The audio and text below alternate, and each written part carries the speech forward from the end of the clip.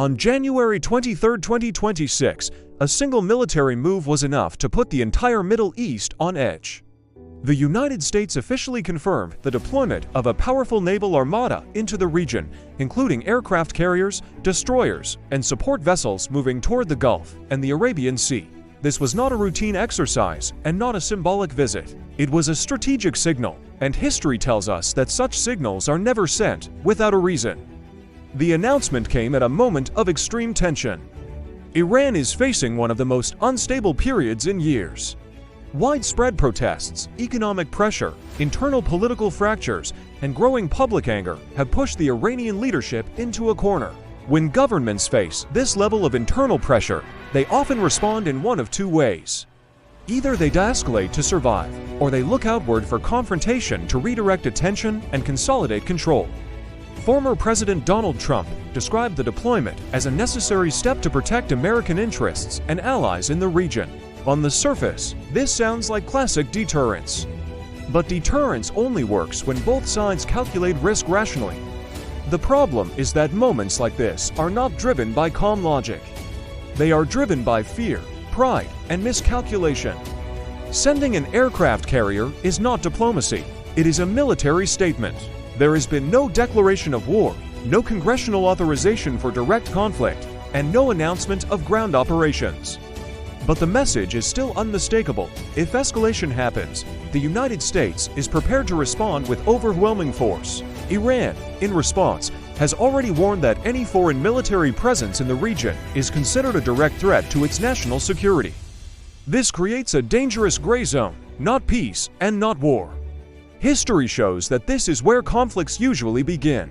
One drone crossing the wrong line, one missile fired by a proxy group, one misunderstood radar signal, and the situation can spiral beyond control.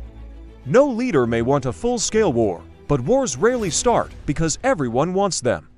They start because no one stops them in time.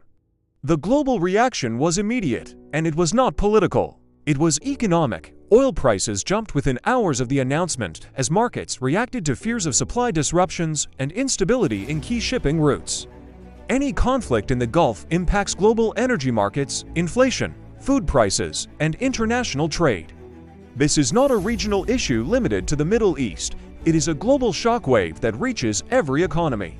But there is a deeper question that most headlines are avoiding. If the United States is willing to deploy this level of military power over Iran, what precedent does that set for the future?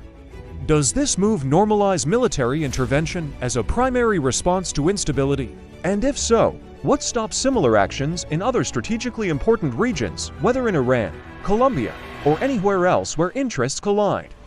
History suggests that once military power becomes an accepted solution, it becomes easier to use again. The danger is not just where these warships are going, but what this decision makes acceptable next time. Power reshapes norms, and norms shape future conflicts. There are only three realistic scenarios moving forward. The first is a pure show of force. The ships arrive, tensions slowly cool, diplomacy resumes quietly, and markets stabilize. The second is limited confrontation through proxy attacks, cyber operations, and regional escalation without a declared war. The third is gradual escalation, economic damage, wider instability, and conflicts fought indirectly across multiple fronts. None of these outcomes are without risk.